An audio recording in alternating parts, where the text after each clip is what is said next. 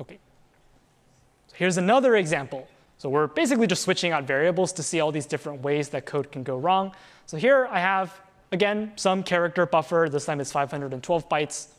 And then I have another character array called command. And in here, I am storing some terminal command. So if you go into your terminal, you can type commands. This is storing a terminal command.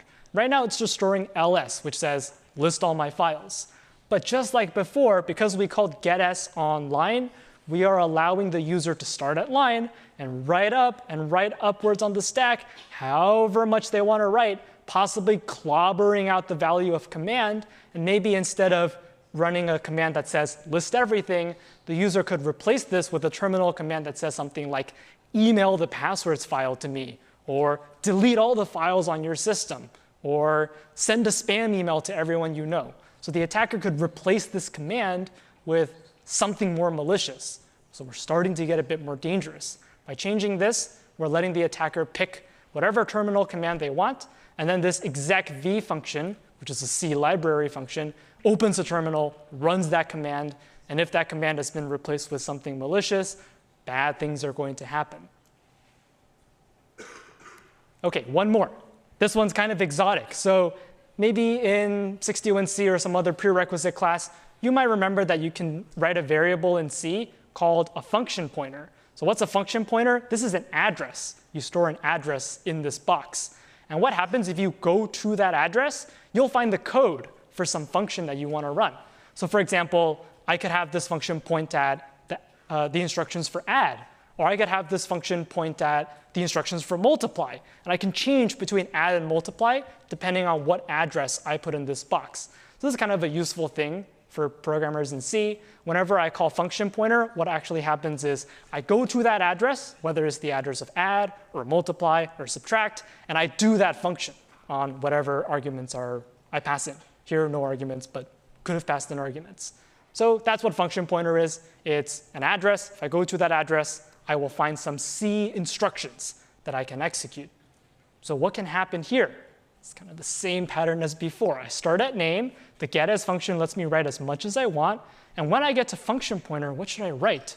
Well, I shouldn't write champagne. I shouldn't write delete everything.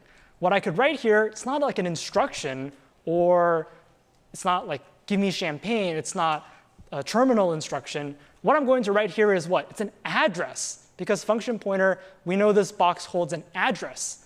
So if I overwrite this with another address, I could overwrite this with the address of some malicious function that I want to execute.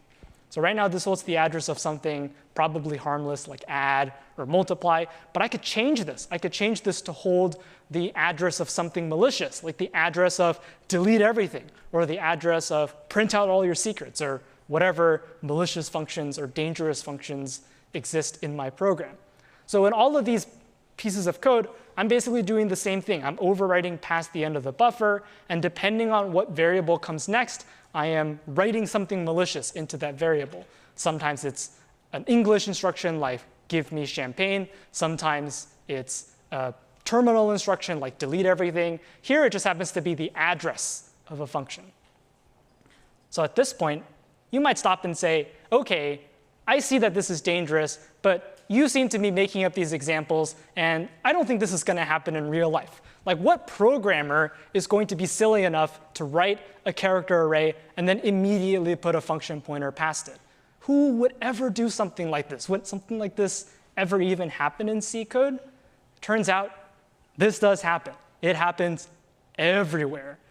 It happens in every piece of C code that you write. So look at this. This is like the leaderboard. These are the top 10 most dangerous software vulnerabilities that people have found through the years. Some organization publishes it. You can click on the link if you're curious. And we're starting you right off the top. So if you drop this class, you got the #1 vulnerability. It's the out-of-bounds write. It's what we've been talking about, writing past the end. It is consistently in the top 5, I guess, as of 2023. It is #1, the most dangerous one. OK. So this happens all the time, and we're going to take a look at how it happens. For project 1, by the way, where you'll be using Python syntax, here's a reference slide that I will not read out loud, but you can come back to it if you need to. More reference slides. I forgot I had 2.